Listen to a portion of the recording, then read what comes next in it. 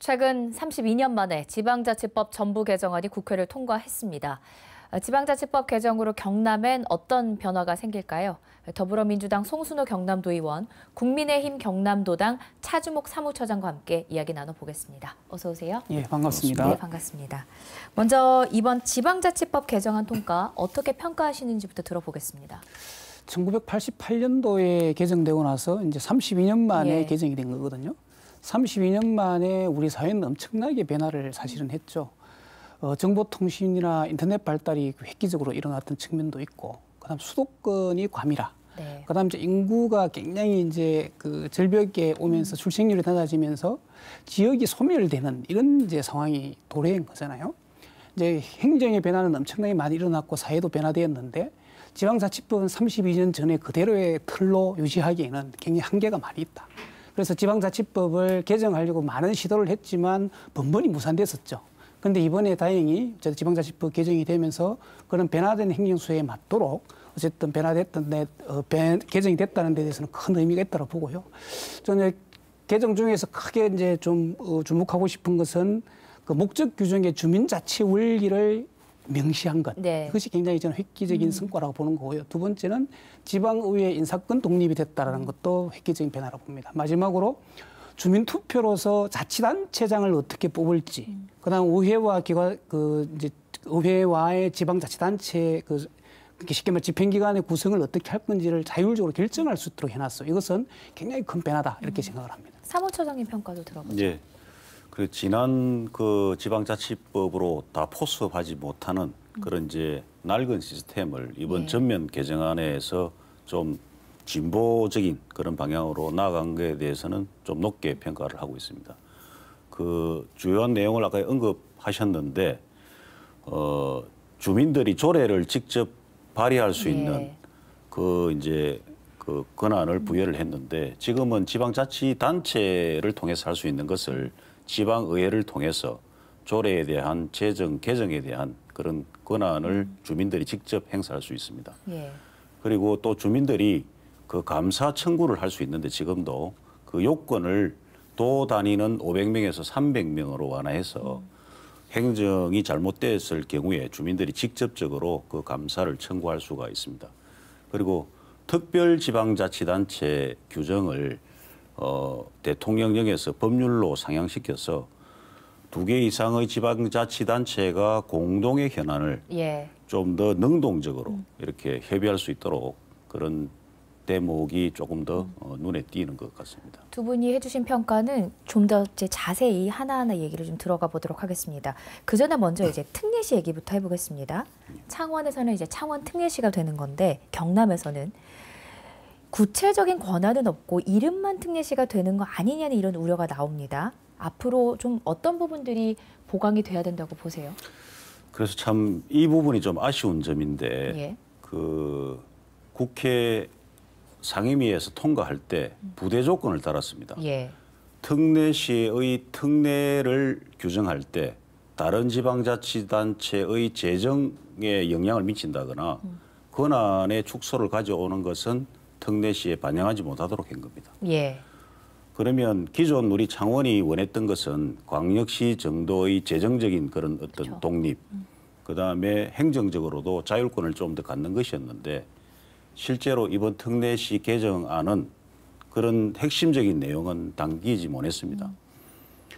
그래서 이제 그런 재정적인 것은 아쉬움이 있지만 앞으로 직접적으로 중앙정부와 접촉할 수 있는 이번 개정안에 보면 중앙지방협력회의라는 것이 있습니다. 그러니까 대통령과 광역단체장들이 정례적으로 모여서 국가 중요 사항을 협의하는 기구입니다. 거기에 특례시의 수장들도 참여해서 그 지방의 그런 현안들을 의논할 수 있는 그런 것이 시행령에 규정되어야 되고 그리고 개발 제한 구역 30만 제곱미터 이하는 도지사에게 그 어느 정도 재량을 주고 있습니다. 창원 같은 경우에는 광역시가 아닌 기초단체로서 개발 제한 구역에 묶여 있는 유일한 도시입니다. 그래서 이번 특례시가 되면 그 개발 제한 구역을 창원시 스스로 그렇게 풀 수 있는 권한을 좀 가질 수 있도록 시행령에 당기는 그런 노력이 필요하다고 보여집니다. 여기에 덧붙여서 또 어떤 게 보강이 돼야 될까요? 특례시는 이제 인구 100만 이상의 도시에 이제 특례시라는 명칭을 쓸 수 있도록 이제 열어놓은 거죠. 법적 근거를 갖추었고, 이것은 이제 자치단체의 하나의 종류라기보다는 행정적 명칭이라고 보면 됩니다.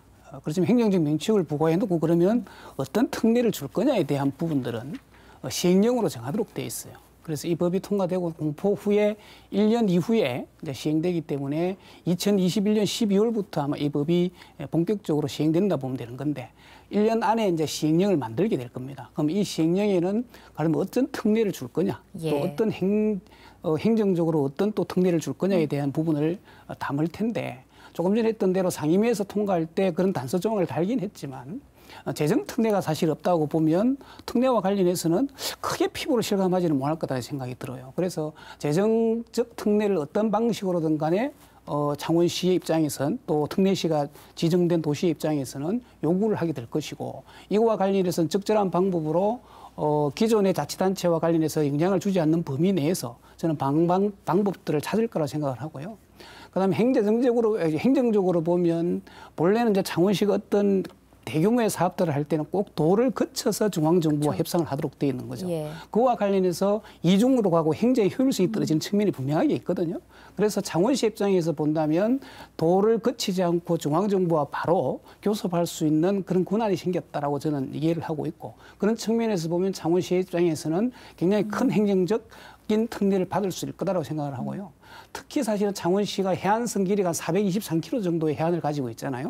이거와 관련해서 자치단체가 해안과 관련된 부분과 관련해서 권한이 하나도 없어요. 그런데 창원시 입장에서는 해안과 해안을 어떻게 관리하고 또 어떻게 그 계획을 수립하느냐에 따라서 창원이라는 도시의 경쟁력과 맞물려 있는 사안이거든요. 그렇다고 보면 그 특례에 창원시나 특례시가 됨으로 인해서 이런 해안과 관련된 특례를 조금 더 얻을 수 있는 방향으로 창원시가 강하게 요구를 하고 우리 창원 시민들도 그런 측면에서 같이 힘을 모아줬으면 좋겠다라는 당부의 말씀을 드립니다. 그러니까 앞으로 1년 동안 어느 정도의 특례를 실질적으로 가져오느냐가 관건일 것 같습니다. 앞서 사무처장님 말씀하셨던 이제 특별지방자치단체 관련 얘기를 좀 해보죠. 설치 운영할 수 있는 근거가 생긴 건데 이쪽 지역에서는 부울경 메가시티가 이슈입니다. 실현을 위해서 앞으로는 어떤 과제가 필요하다고 보세요? 부울경 메가시티 같은 경우는 사실은 이제 수도권의 집중, 수도권의 감이라 여기에 따라서 지역이 소멸되는 부분, 또 지역의 경쟁력이 잃어가는 부분과 관련해서 수도권과 좀 맞먹을 수 있는 경쟁력을 가진 도시를 만들어 보자. 그런데 이걸 너무 작은 규모의 도시로는 수도권과 경쟁할 수가 없는 것이죠. 그래서 일정 정도의 규모를 키워서 수도권과 경쟁을 해보자라는 의미가 담겨 있는 겁니다. 그래서 우리 지역 같은 경우는 부울경이 하나의 메가시티로 하나의 권역을 이루면 여기에서 이제 새로운 일자리라든지 또 주거라든지 교육이라든지 이런 것들을 조금의 질을 높임으로 인해서 여기에 살고 있는 주민들이 더욱더 이 도시에 살고 싶어지고 그것들을 통해서 수도권과 경쟁을 할 수 있는 근거를 마련하자는 것이거든요. 그래서 이제 부울경과 관련해서는 가장 큰 거는 어쨌든 하나의 하루 생활권으로 만드는 것이 가장 급선무죠. 그래서 이제 광역철도와 관련돼서 추진을 하고 있는 것이고, 그리고 이거와 관련해서 하려고 하면 사실은 어떤 특별자치단체를 만들려고 하면 법적으로 어떤 기준이 없으면 사실은 행정협의회는 설치할 수 있지만 특별자치단체를 만들기 힘들었단 말이죠. 그런데 이번 지방자치법이 전면 개정됨으로 인해서 그런 특별자치단체를 만들 수 있는 권한이 생겼어요. 이걸 통해서 하나의 힘으로 의지를 모으고 간다면 분명하게 수도권과 경쟁할 수 있는 지역에 어쨌든 거대한 메가시티가 탄생할 수 있을 거다 이렇게 생각을 합니다. 행정통합을 위한 앞으로의 죄송합니다. 저희 잠시 조명이 꺼졌는데요. 시청자 여러분께 양해 말씀드리겠습니다.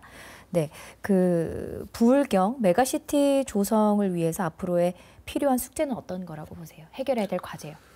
어떻게 보면 이제 전면적으로 이렇게 우리 경남에 영향을 미칠 수 있는 아주 중대한 사안입니다. 그럼 이런 사안은 도민들의 어떤 이해가 뒷받침이 돼야 되고 그런 지지가 있어야 추진이 가능합니다. 그리고 경남은 여러 시군으로 구성되어 있기 때문에 시군들의 동의도 이끌어내야 됩니다. 예.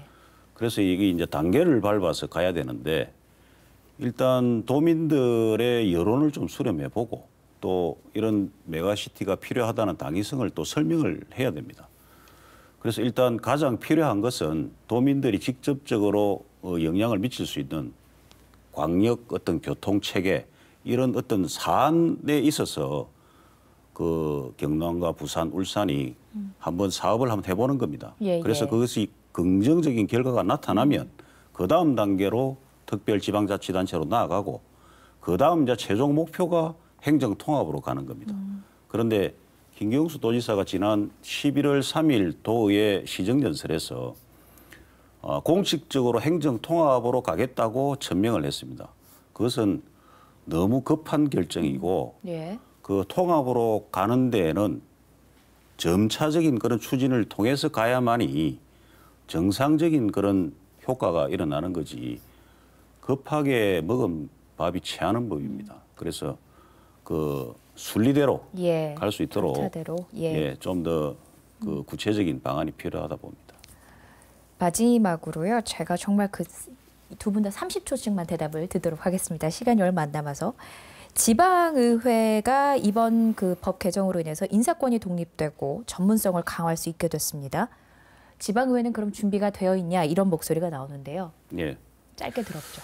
그 우리나라 지방자치단체 구조는 지방자치단체장과 의회가 대립하는 기관 대립형으로 구성되어 예. 있습니다. 그런데 이번 법에 그 특이할 것은 지방의원 중에서도 시장 군수가 될 수 있도록 기관 통합형 법안이 되어 있습니다. 그러면 의원들도 자치단체장이 되기 위해서는 여러 가지 역량을 높여야 됩니다. 예, 예. 그래서 거기에 맞는 도덕성 그리고 그 책임의식 그래서 거기 규정된 걸 보면 이제는 뭐 겸직 의무를 그 강제화하고 예, 예. 그 대상을 상세하게 하면서 그 의원 관련된 것도 공개적으로 투명하게 네, 할 네. 수 있도록 그런 방안이 더 필요한 것 알겠습니다. 같습니다. 그 의회는 여전히 이제 집행부에 대한 견제, 감시 이런 역할을 하게 되는 것이죠. 이거와 관련해서 의회의 역량이 집행기관보다는 사실은 많이 떨어지는 건 사실입니다. 그것은 이제 소위 말하면 의원들을 보좌해 줄 수 있는 정책 전문 지원 인력들이 부족했던 측면이 분명하게 있습니다. 예, 예. 그리고 의회 사무처의 공무원의 인사권을 도지사가 지고 있기 때문에 이거와 관련해서 제대로 된 의원들을 보좌하기가 힘든 측면들이 있었죠. 그런데 이번 이제 법이 개정됨으로 인해서 전문 인력을 2분의 1 의원 수의 2분의 1을 뽑을 수가 있고 예, 그다음 예. 의장이 사무처 직원 임명권을 가지기 때문에 훨씬 더 지방의회가 강력한 힘을 가질 거다 이렇게 생각을 합니다. 긍정적인 기대가 많은데요. 지켜보도록 하겠습니다. 여기까지 듣겠습니다. 고맙습니다. 예.